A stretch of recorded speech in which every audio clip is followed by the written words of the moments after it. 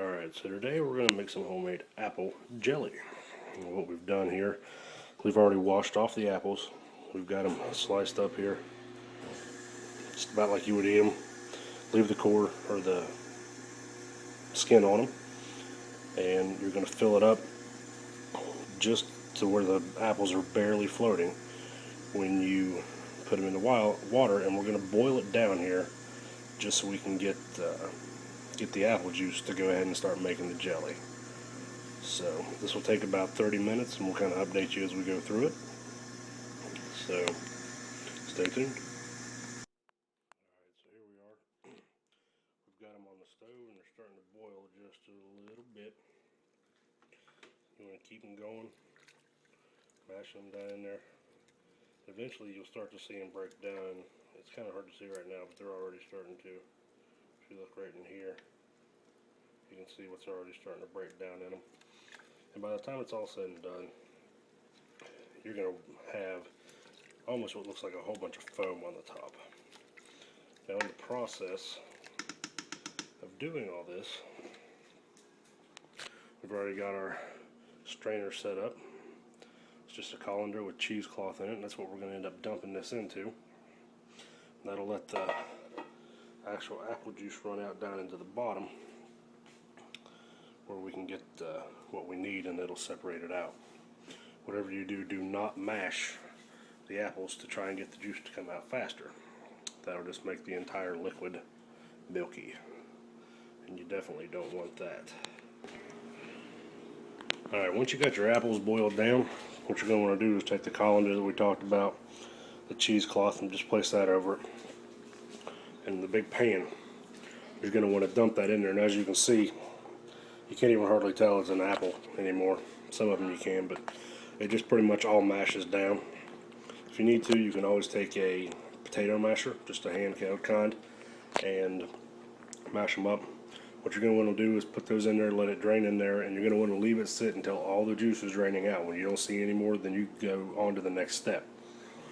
So stay tuned, and we'll catch you back up when we get there. Go. Alright, then what we're going to do, once we've got all our juice drained out, we're going to mix 1 cup of sugar to 1 cup of juice. So we had 12 cups of juice. So it's going to be 12 cups of sugar. Now you can put this in there cold, or the juice is cold, it doesn't matter.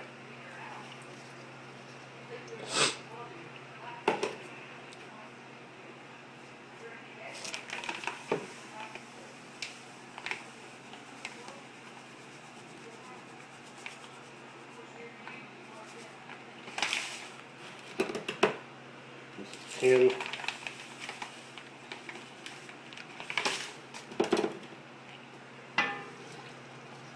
And 1 more will be 12.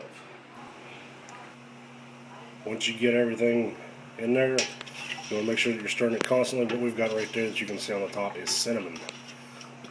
You don't have to add the cinnamon to it, but it never hurts anything. Adds a little bit of flavor to it. And you can tell as soon as you start putting the sugar in it, it's getting a little bit thicker. So remember, 1 cup of sugar to 1 cup of juice. And you're going to bring this to a boil. A slow rolling boil. Alright, when you get to this point where it's boiling like this, one thing I forgot to mention too is before it starts boiling, put like a teaspoon of butter in it, or margarine, either one works, and that'll help this froth that you can see developing on it. It'll keep that a lot smaller. Once it gets to this stage where it's boiling pretty much consistently, you want to pretty well keep stirring it. If you don't, you run the risk of burning the sugar onto the bottom, and you want to do this for about 2 minutes, stirring constantly. Alright, once you've got it done and you're done boiling the juice and sugar mixture, you're going to ladle them out into your jars. I prefer to use pints. You can use other ones. That makes some that are pretty much specifically for jelly. You've already boiled your seals and your rings. What you're going to do now is give them a hot water bath. You're going to bring that up to boil, and once you get it boiling, about 20 minutes, you don't need to put the lid on, but after about 20 minutes, you will be ready to take them out. And then all you have to do at that point is let them sit and cool. And you should be good to go. Thanks for watching, everybody. That's how you make homemade apple jelly.